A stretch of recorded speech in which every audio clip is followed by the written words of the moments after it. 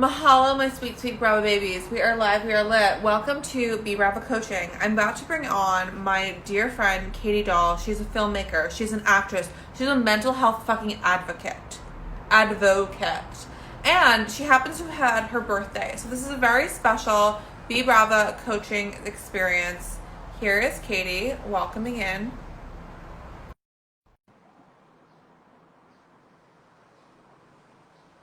And pause whilst we gain connection.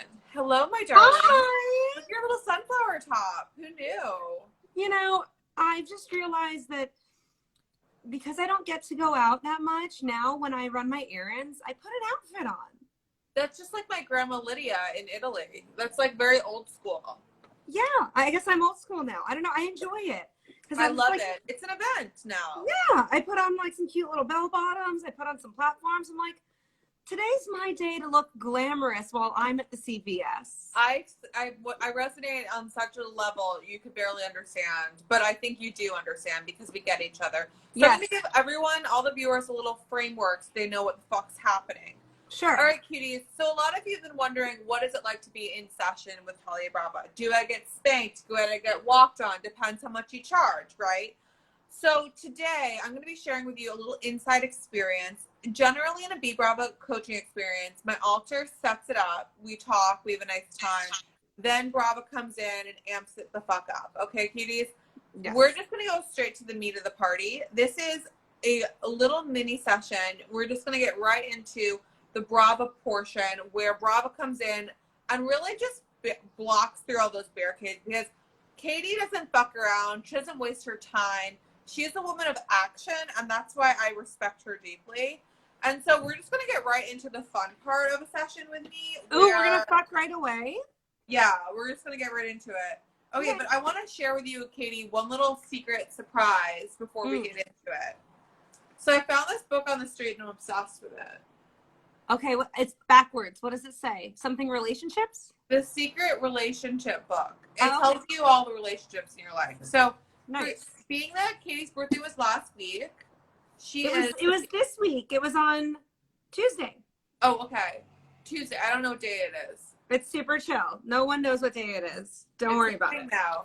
Okay, so Cancer 2, you are the week of the unconventional. Okay. I am the week of charm, of course. Our together is rapt attention. And the advice is spur yourself on to greater achievement. Others may be counting on you. Keep awake to the needs of the moment. Wow. And that's advice based on my birthday or based on like what? Our birthdays together, our mutual birthdays. That's our relationship. So we are spurring each other on to great achievement. That is true. We always motivate each other. We do. All right. So, darling, what is your coaching request? What do you want to work on today in our session? Sure. So, by the way, if I look down, guys, I have this gorgeous Wonder Woman moleskin notebook. I'm not sponsored, but God, if they would sponsor me. So if I look down, you are sponsored because that's what you're channeling is Wonder Woman. Yes. Okay. Well, I want to be sponsored by them. Anyway, so if you see me looking down, it's because I'm writing notes so that I can really absorb all the wisdom of Talia. Also, you get to watch us on repeat forever. Right. That's true. So what do I want to manifest? Basically, I have a funny mental health podcast called Crying Behind Sunglasses that I just launched recently. It's been going really well. We have a lot of downloads and a lot of interest, a lot of people contacting me out of the blue that want to be interviewed. And I also feel like I'm really making a difference and making people feel less alone about their anxiety or their depression or just general weird feelings that we're all having during this difficult time in our lives. So someone yeah, being helpful. Huh? I said, thank God, someone being helpful. Here I am in my bubble, my little box. You're helping me. Oh, thank you. You know, and so, I mean, I was going to say, I'm looking for, I need to get an investor. I want to level up because there are a lot of bigger things. Like I want to build out a big empire of self-help around this podcast. And in order to really start that up, I need more capital. So that's kind of where I'm at. On finding that person or people who are like, they see this, they feel it, and they're willing to put their money behind it and make it go. Right. Great. Okay. So if that's what you want, what feels like right now, if you were to name the biggest thing in the way of that, you might even say biggest block. Wow, I can't believe you just had that lying around. You know, I'm at heart, I might be a coach, but at heart, I'm really truly a prop comedian. So yeah. I mean, both. So yeah, I would say the biggest obstacle right now, well, I think that I don't even know how to write out a proposal. Like, I need to have some sort of plan, right? Because if I'm coming to an investor, I need to say, hi, this is the plan of how we're going to spend the money, how we're going to make the money, and also, like, how are you going to get your money back, right? Like, are you getting a percentage of merchandise sales? Are we just paying you back on our own over a certain period of time? Like, I think that you need the business plan. Yeah. Okay, darling. Do you feel you have a brain that can create a business plan? I mean, my brain can literally do anything, but I've never created a full-on business plan. But do you feel like the work is research, or it's finding someone to help you? Like, or both? Where are you with that? I think it's both. I have actually a different friend of mine who's also a coach. Do you mind if I shout him out? Of course. And then now I like to know who my competition is. Ooh. Okay? Because then I'm going to get my boyfriend to get a little, you know, whatever. So a different friend of mine who's also a coach, his name is Jordan Ansell. He has a thing called the Thriving Actor, but he also has run a lot of different businesses and stuff. I know. I'm sorry. It's okay. No, I'm just going to keep shaking my head so everyone knows that disapprove, but it's cool.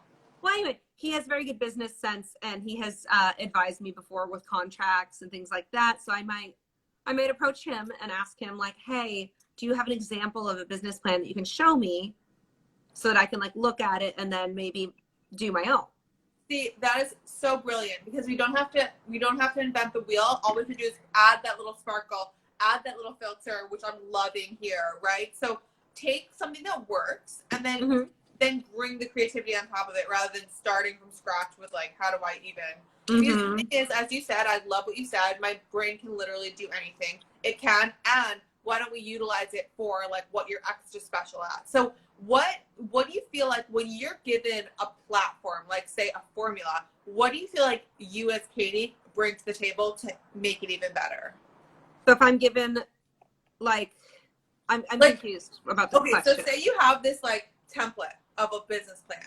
Yes. What do you feel like your superpower is in terms of bringing on top of things? Like, is it your okay? Or, yeah. What do you? So, like, when I'm approaching the investor, what am I adding on? Well, let's starting from, like, the business plan that you're gonna create for them. What do you feel like once you have the nuts and bolts of it, like the actual just, like, building? What do you feel like you can add on to it? Oh, well, I think what I can add on to it is a lot of, like, the purpose and the heart behind what I'm doing, because like, the main reason why, like, I didn't want to start a podcast unless I could like, it could be something that would contribute to the conversation and something that could actually help people, right? And so I want that to be really at the center of the conversation.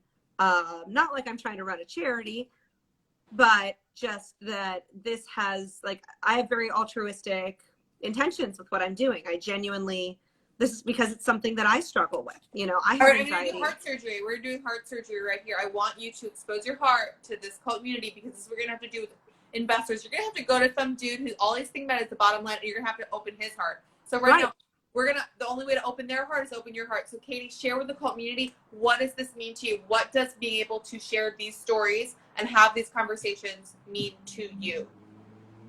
It means so much to me, because for so many years, I was hiding and felt very ashamed of the fact that I have anxiety and panic attacks. And I was worried that if I was open about it, that people would think I was crazy, or they wouldn't want to hire me for a job, or that I would be judged.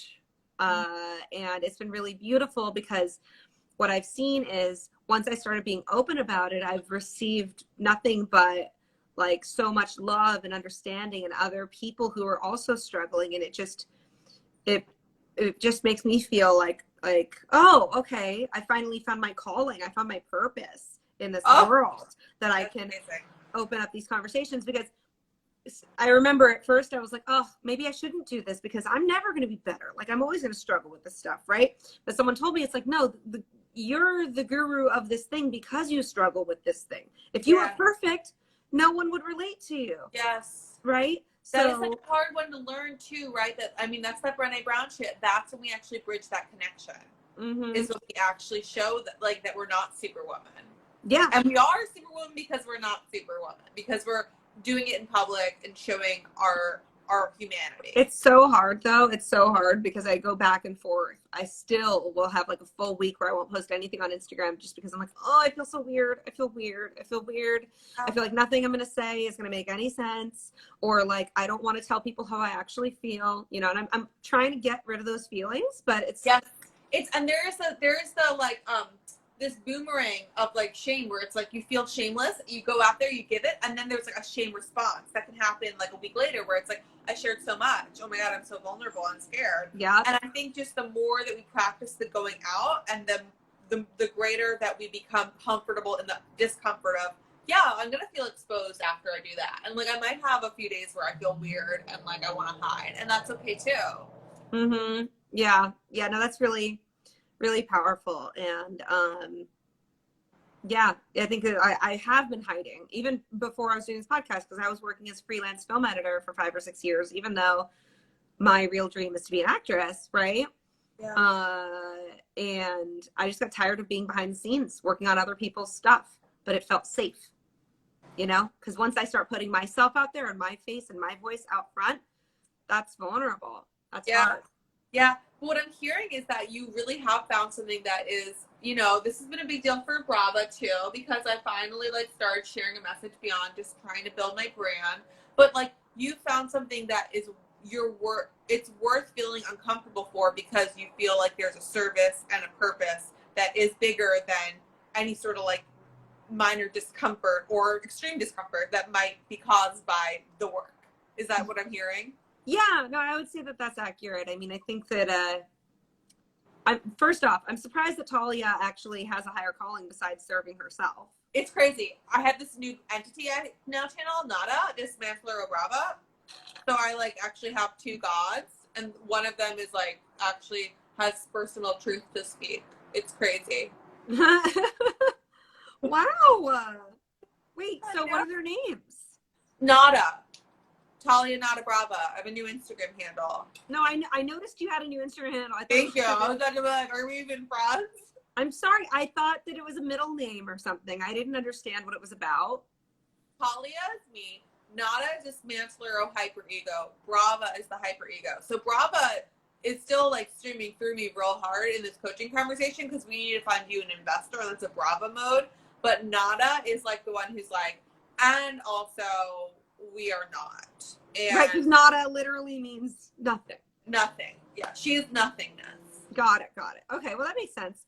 Yeah, so yeah, I just do feel such a higher calling for this because I've always felt that my struggle with being an actor is that acting is such a narcissistic pursuit. It's such a like, here's my picture, look at me, give me this job, tell me I'm pretty, you know, which you can't escape it. Even if you don't care, it's part of the job, right? It's the work. And it's interesting too because so many actors are people who like to connect. Like the thing that like drives us in it is that connection. Right. And then we become isolated in these bubbles of like just producing our own face over and over again for people. No, it's too much. And so I think that when I came to the idea of doing the podcast, because I had done Kings of Influences last year with Ray William Johnson and Epic Lloyd. I co-hosted with them for a long time. I never even thought I would do a podcast, but after doing that and after having it end and there were fans there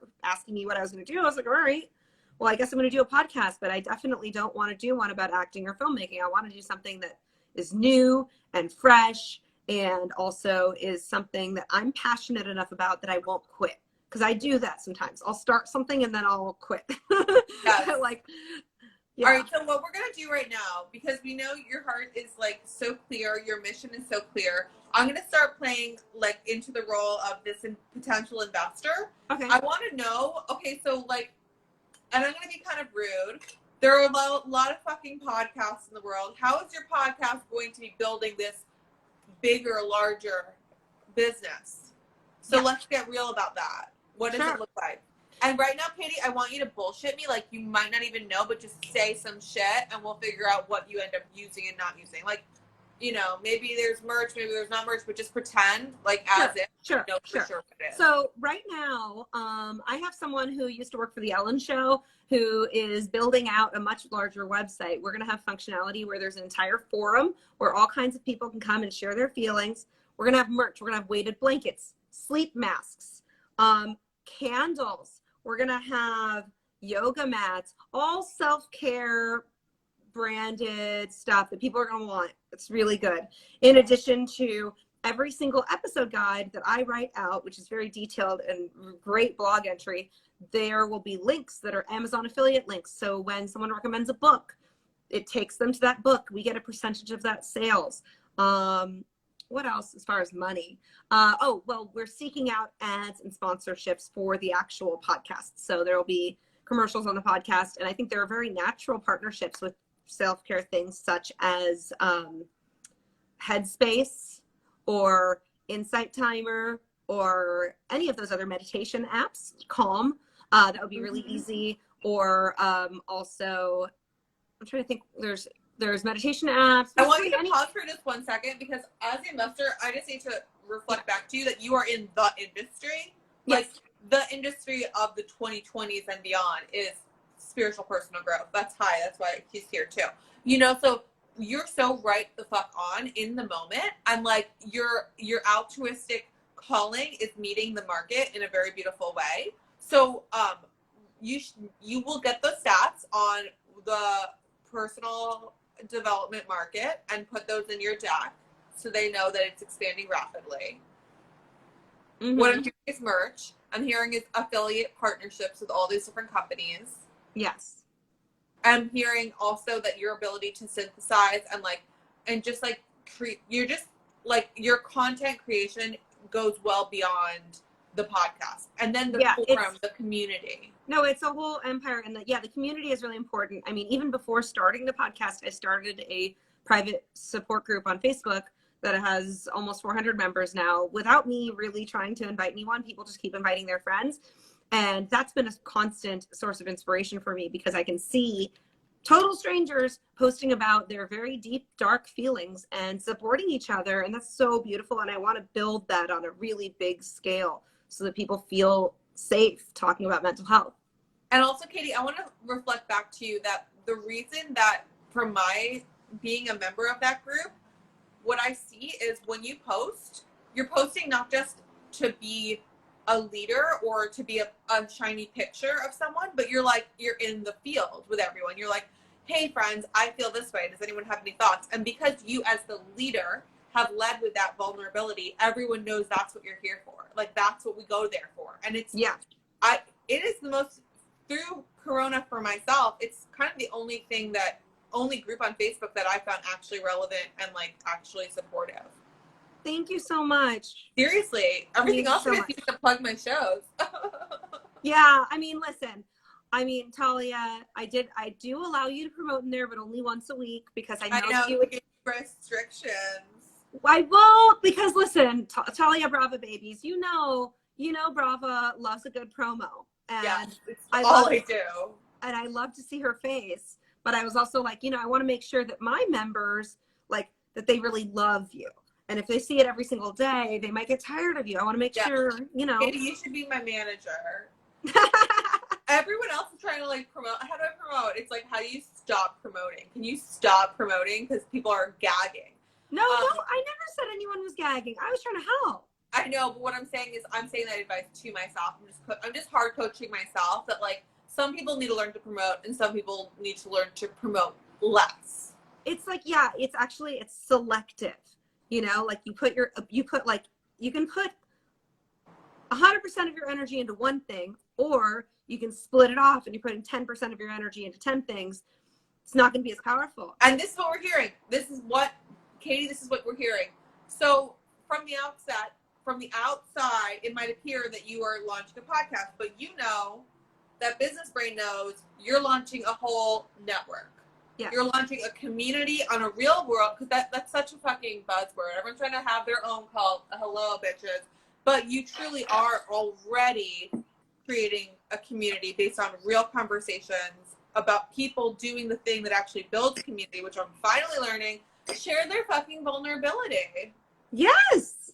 Yes. Because then they form relationships with each other. And I've had so many messages with people saying, thank you for creating this space. And for me, I mean, I really appreciate you saying that I'm leading with vulnerability, but what I tried to do mostly is I just put out the container, I set up some rules, and then I let go.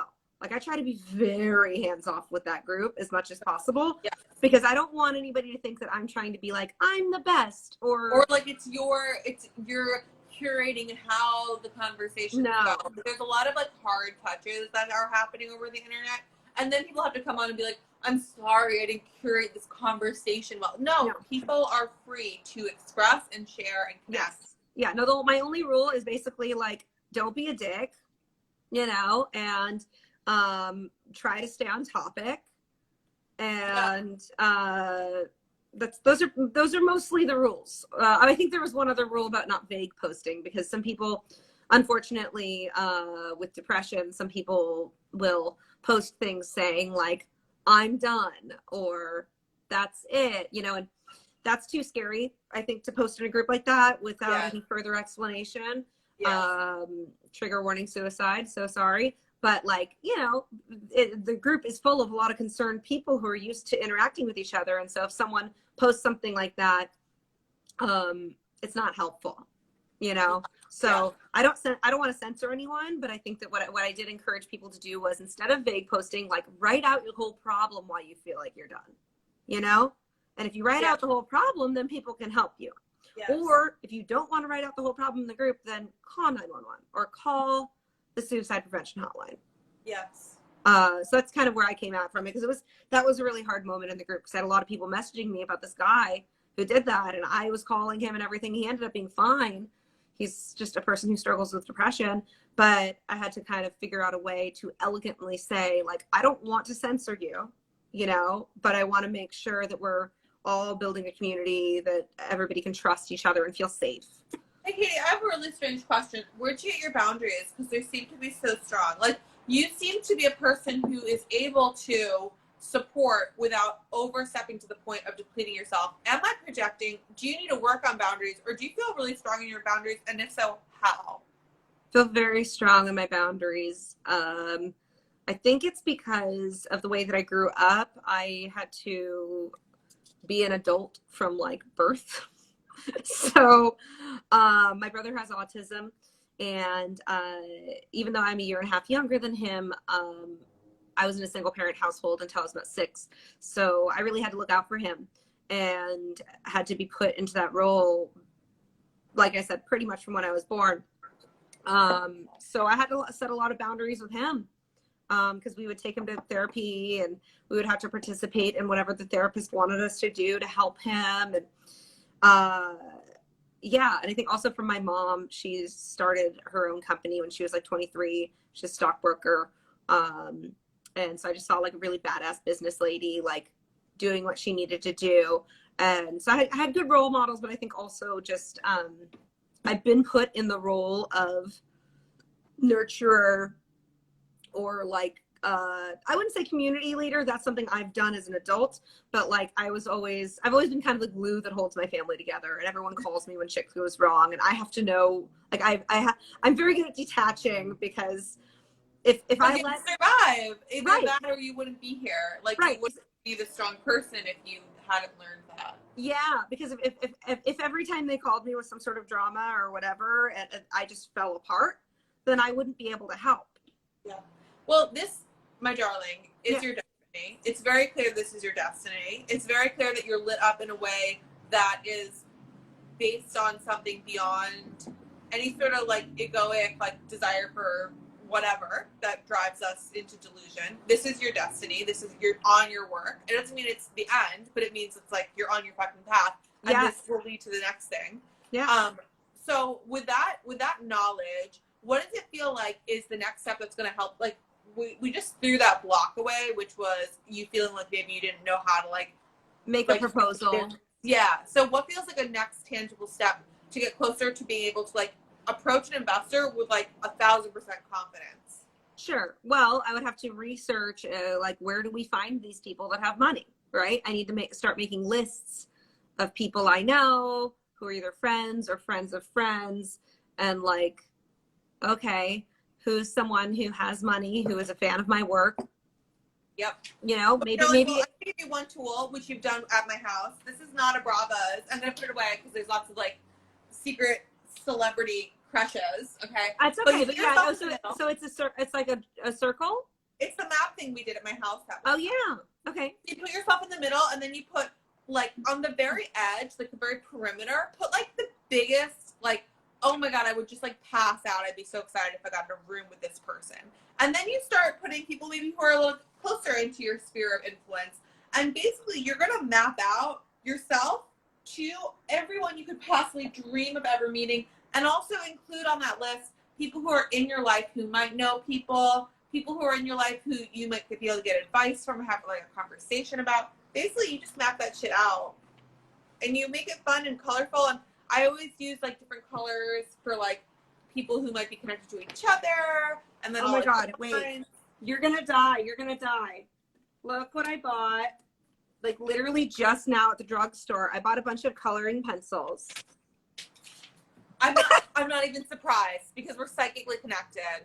I don't know why I felt the need to buy these. Well, there we go. That's your assignment. So you've got that. That's one assignment. And then the other one was to reach out to your friend, right? And see if he has like a sample. Like a business plan. Yeah. Just like, because to me, I mean, not to toot my own horn, but I'm pretty smart. If someone shows me a template of a thing, I can kind of change it. You're like a systems thinker and an artistic person, and those two are like, that's like the whatever that thing is. Right brain, left brain? Is that what you mean? Well, I think this is like a sexual thing. People Ooh. I don't know what it is. What? No, like, no. This is the shocker. Oh, okay. That's what you are. Because you've got the system thinker and you've got the creative. That's a very rare combination. Wait, which one's creative? The pinky? I think the pinky. I don't do this, but I know people always put their fingers up and say it's sexual. I don't get it. Oh, Talia. You're so innocent. Thank you, darling. That's what people don't know about me. But you do. Oh, I know how innocent. It's a little baby romantic. Everyone thinks I'm like a sex queen just because I pretend to be. No. You want like a Prince Charming. Oh, 100%. Yeah. Okay, darling. So speaking of, everyone tune in at 6 p.m. I'm gonna have my first ever boyfriend who went to camp with you. I know, this is such a weird, like, you didn't schedule this on purpose, but apparently everyone you're having on your shows today, we all went to summer camp together when we were kids. Yeah. Very weird. We're also deeply connected. It's insane. Okay, so but it's not insane. It's not, because it's not insane. There's a reason, right? There's a reason that we've been running the way of the universe. Yes. That's what we're learning. All these miracles are actually, obviously, we're just finally learning how to be psychically connected. We're supposed to always be. Yeah, when this is all over, we should just, like, what my dream would be, honestly, other than this podcast, like an adult summer camp where I just invite all my favorite people from French Woods and then other like weird theater people, and just like 2 weeks we just go up and take it over and just do it. Like we put on so there. Yeah. There. The last one was at a summer camp was for my friend Kevin's wedding. I didn't ask it. I changed to a new bodysuit. Me and Kyle half like tore up the dance floor. Yes. In a very performance art. It was to Purple Rain while everyone was getting their food. It was great. I love that. Wait, Kyle, I love being on acid around people's whole families. Huh? I love being on acid around people's entire families. That is bold. I've never taken acid, but good job. Girl. Summer camp. Okay, my darling. Well, I'm so excited for you. I feel like I'm on the lit train, just like I'm in the caboose of this Crime Behind. So everyone go, okay, how does everyone get obsessed? How do they get subscribed? All the things. Sure. So Crying Behind Sunglasses, you can search for it on iTunes or Spotify or wherever you find podcasts. So the best thing you can do is subscribe and just go listen to the episodes. We have episodes about every topic, whether it's anxiety or depression or even the Black Lives Matter movement, like Black mental health. We've got a little bit of everything. You can also just follow me at Katy Dolle, KatyDolle, or if you want to follow the podcast, it's at Crying Behind Pod on all the platforms. Yeah, my page, I'm usually have a lot of like really long, overly personal captions that are all about like my journey, and I try to be as inspirational and positive as possible for people. And then on the Crying Behind Pod page, we do a lot of like weird, sad memes that people seem to enjoy. No, I really do enjoy the memes. We didn't talk enough about that. So, darling, also, we're going to have a little special promo for Crying Behind Podcast people to come to my retreat next Friday. So we'll keep you in touch. Get in touch with Katy and subscribe and all that. Yeah. But my retreat next Friday will be pretty miraculous. It's called the Be Brava Virtual Solo Explorer Retreat. So it's half like together, 6 people max. So it's like a semi-private. And then you go off and like have little experiments in your world to open up your gates of perception, to create channeled art. The purpose of the retreat is to start to see Providence on Earth. Katy, are you seeing right now your personal Providence on Earth? Oh, absolutely. As soon as the shutdown started, I said to myself, Talia Brava's predictions are coming true. The rapture is coming. Although, Katy, but you know what happened that changed everything? We're sticking around. Oh, yeah. No. So we're sticking around, right? Now, Providence is coming to Earth. So that's part of why we're doing all this Be Brava. No, we're surviving. We're changing. There's like a societal upheaval. There's transformation. And you predicted all of this last year. I know. It's insane. It's insane. I love it. I love it. And I can't wait for Providence. What's November 3rd? November 3rd, 2020. She's on it. She's on board. She's already on it. Hey, like, let's get her a flight attendant cap. I don't have a crew. Get a what? I said, let's get her a flight attendant cap. And then I know. I've been on board from day one. Like, Hundo P. No, 1,000%. I mean, from back before she was who she is. And all before Talia even knew who Talia was. Mm-hmm. Just like first dating Tony Robbins. We were already, we connected. I know talent when I see it. Well, darling, I can smell success when I stream it. So back up. Well, this has been lovely. Thank you so much. Happy birthday. Oh, thank you so much. It was a lovely birthday. I was really happy to be here, and I feel like you remotivated me to reach for all the stars. Good. And you know who really remotivated you? You motivated yourself because you checked in with why you're doing it, and it's a big reason. You got purpose behind you. You're gonna make me cry. I love you. I love you. Bye. Bye.